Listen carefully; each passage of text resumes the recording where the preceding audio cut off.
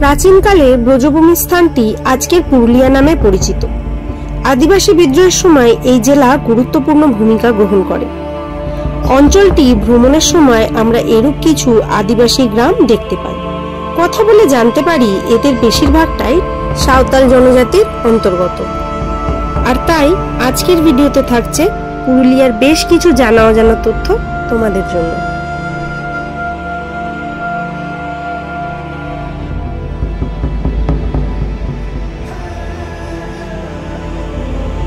পুরুলিয়া নাম শুনলে প্রথমেই চোখের সামনে ভেসে ওঠে লাল পলাশ, শিমুল, পাহাড়, ঝর্ণায় ঘেরা এক সুন্দর জেলার ছবি।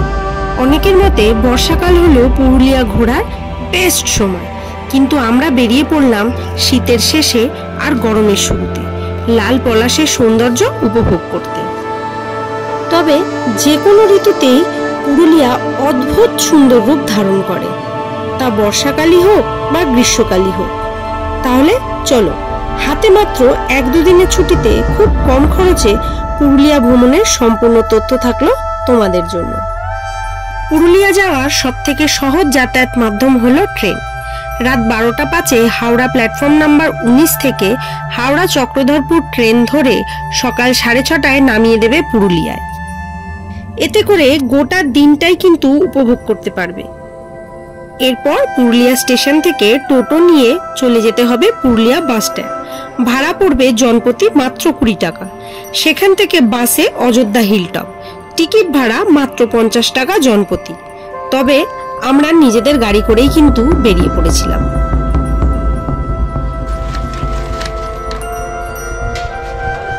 দাদা এটা কি গো? ভাবড়া। ভাবড়া? এটা কি পুরুলিয়া স্পেশাল? হ্যাঁ স্পেশাল। বিরাট ব্যাপার, দেখে নাও, আমরা এখন ভাবড়া খাবো, পুরুলিয়া স্পেশাল। কাল রাত 9টায় স্টার্ট করেছিলাম, মানে খাওয়া কোনো রকমে রাত 9টায় খেয়ে দিয়ে হাওড়া স্টেশনে এসে রাত 12টায় ট্রেনে ওঠার সঙ্গে সঙ্গে আমার যদিও খিদে পেয়ে গেছিলো, যাই হোক কন্ট্রোল করে ঘুমাতে ঘুমাতে এই অবধি এসেছি। পুরুলিয়ায় নেমে আমি আর কন্ট্রোল করতে পারিনি। আর এই রাস্তার ওপর দিয়ে যেতে গিয়ে এইখানে এই দোকানটা দেখতে পেয়ে আমি এখানে দাঁড়ালাম। রাজা তো তোমাদেরকে পরিচয় করিয়েই দিল এখানকার লোকাল একটা খাবার, খানিকটা জিলিপির মতন দেখতে, তবে মিষ্টি নয়, নোনতা। আর এখানে নিয়ে নিয়েছি কচুরি। ওই রিসর্টে গিয়ে কখন কি খাবো না খাবো তার আগে বাবা আমি এখন পেট ভর্তি করে আগে খেয়ে নেবো।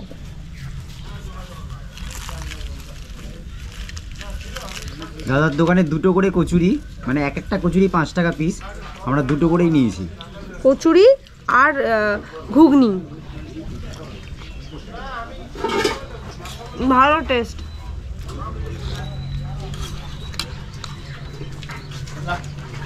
দাঁড়াও এটা একটু খেয়ে বলে যাবো।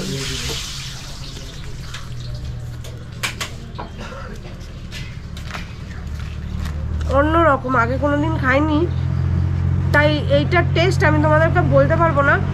টেস্ট বুঝতে হলে খেতে হবে, পুরুলিয়ায় আসলে এটা খেতে হবে। এটা এখানকার লোকাল, একদম লোকাল ফুড, টেস্ট করতে হবে।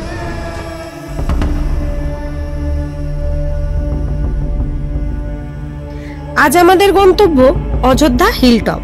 হিন্দু পুরাণ মতে শ্রীরামচন্দ্র বনবাসের সময় আসেন এই অযোধ্যা পাহাড়ে।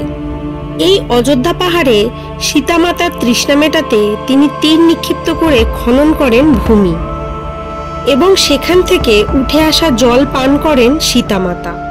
বর্তমানে এই স্থানটি সীতাকুণ্ড নামে পরিচিত। আর আমরা থাকছি ঠিক সীতাকুণ্ডের পাশেই অবস্থিত ইকোনেস্ট হোমস্টেতে। পুরুলিয়া কিন্তু খুব সুন্দর একটা জায়গা, আমার তো ভীষণ ভালো লেগেছে। কাছে পিঠে একটা সুন্দর পাহাড়ের মাঝখানে থাকার এরকম একটা ব্যবস্থা। আর যে রাস্তাটা বরাবর এসেছি, রাস্তাটা তো জাস্ট অসাধারণ বলে বোঝাতে পারবো না।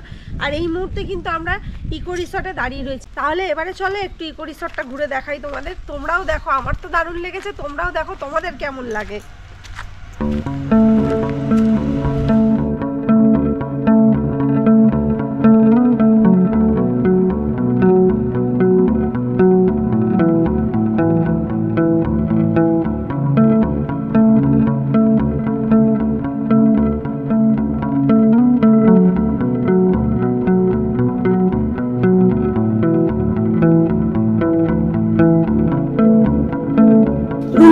কিন্তু বিশাল বড় আর খুব সুন্দর সাজানো গোছানো।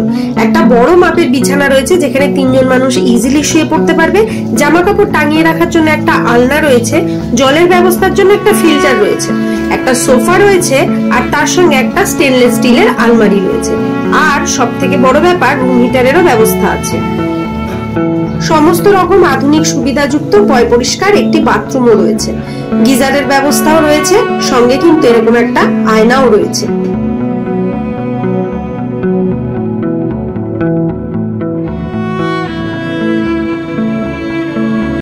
ছোট ছোট বাংলো বাড়িগুলো যেরকম হয় ওই প্যাটার্নের ইকোনেসটা। আর রুমের ভেতর দিয়ে দরজা খুললে কিন্তু এরকম সুন্দর একটা ছোট্ট বারান্দা, যেখানে দুটো চেয়ার আর একটা টি টেবিল রাখা আছে, আর যেখান থেকে পরিবেশটা কিন্তু জাস্ট অসাধারণ দেখতে লাগবে।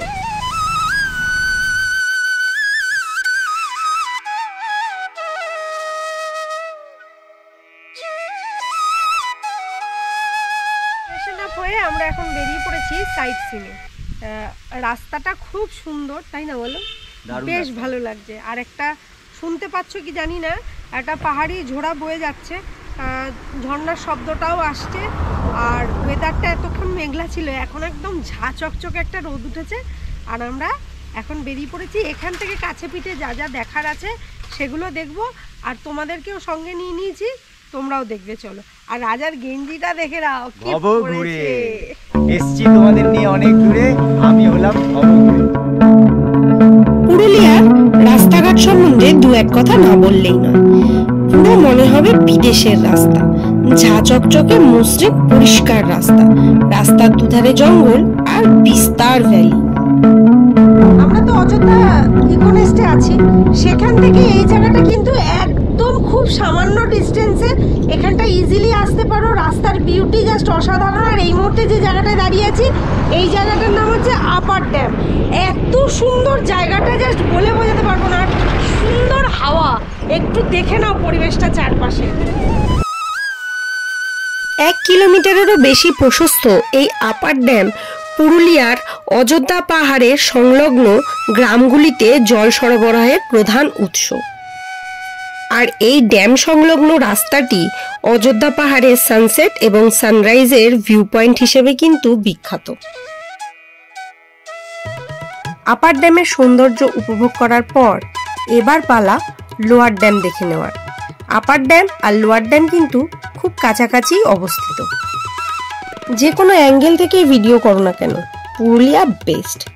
পাহাড় চিরে ড্যামের মাঝখান বরাবর রাস্তার প্রাকৃতিক সৌন্দর্য ট্যুরিস্টদের নজর কাড়বেই।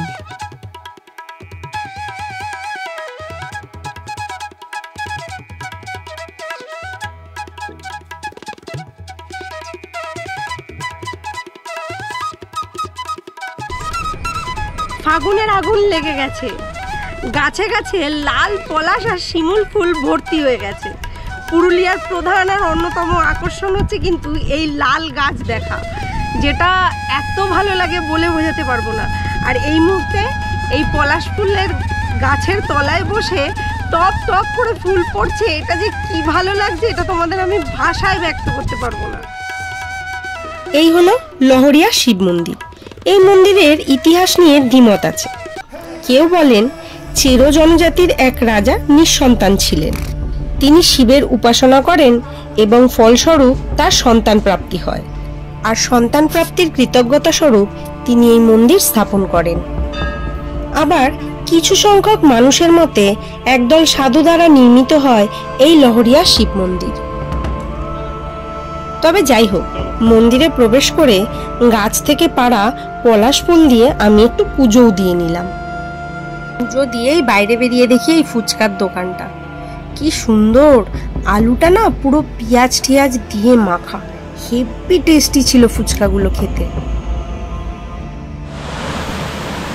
প্রথমেই বলেছি পুরুলিয়া মানেই পাহাড়, জঙ্গল, ঝর্ণা সব একত্রে দেখার আনন্দ।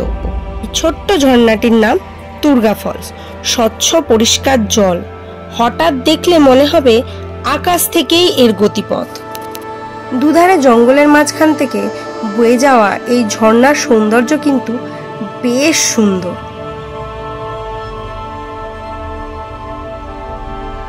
পুরুলিয়া ভ্রমণে এসে একটা জিনিস লক্ষ্য করলাম, ট্যুরিস্টদের আনাগোনা বাড়ায় এখানকার লোকেদের জীবিকার ব্যবস্থাও হয়েছে।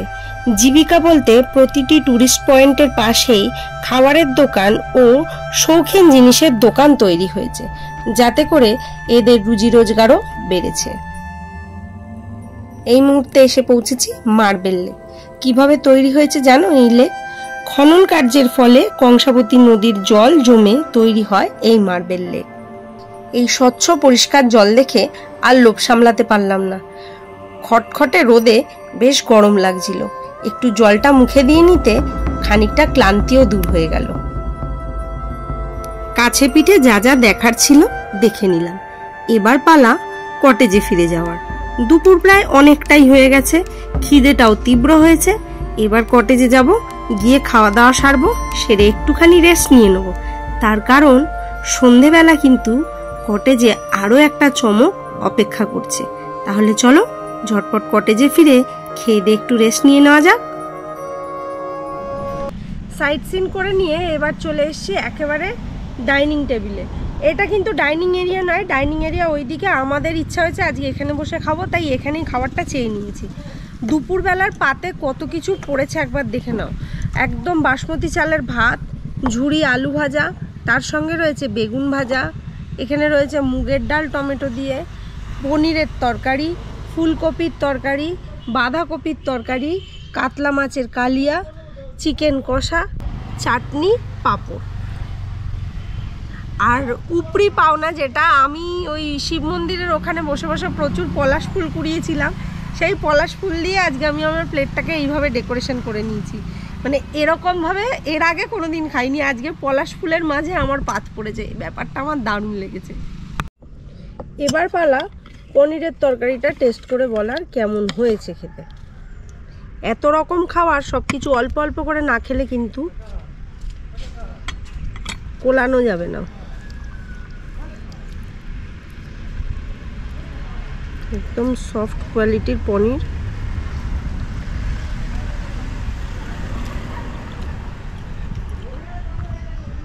সুন্দর হয়েছে পনিরের তরকারি, একটু মিষ্টি মিষ্টি তরকারি, কড়াইশুঁটি ঢড়াশুঁটি দিয়ে খুব ভালো হয়েছে খেতে।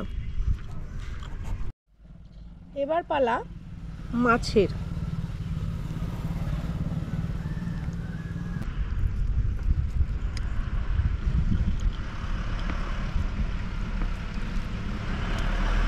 একদম তেল ঝাল কম দিয়ে একটা সুন্দর রান্না, মানে যে রান্নাটা খেলে শরীরে কষ্ট হবে না।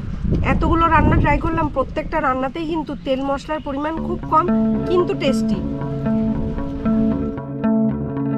এখন আকাশে চাঁদ আর তারা ঝকমক করছে, কিন্তু জানো বিকেল 5টা সাড়ে 5টা নাগাদ মুষলধারায় শিলাবৃষ্টি হলো। একটুখানি চোখটা লেগে গেছিল। হঠাৎ উঠে দেখি পুরো গ্রাউন্ডটা শিলে ভর্তি হয়ে গেছে। আর চাঁদ তারার সঙ্গে সঙ্গে এই মুহূর্তে কটেজটাও কিন্তু খুব সুন্দর আলোয় সেজে উঠেছে। দারুণ লাগছে না কটেজটা দেখতে? দাঁড়াও, আরো একটা কিন্তু সারপ্রাইজ বাকি আছে।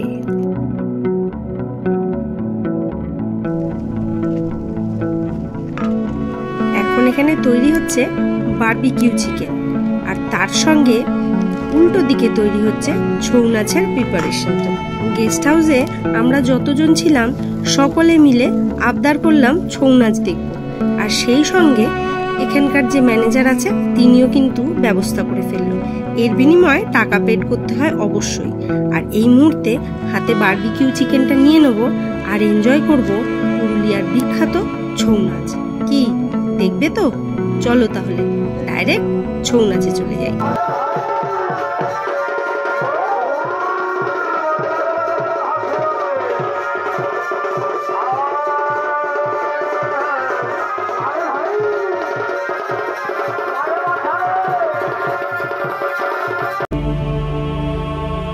কি কেমন লাগলো পুরুলিয়া ভ্রমণের ভিডিও?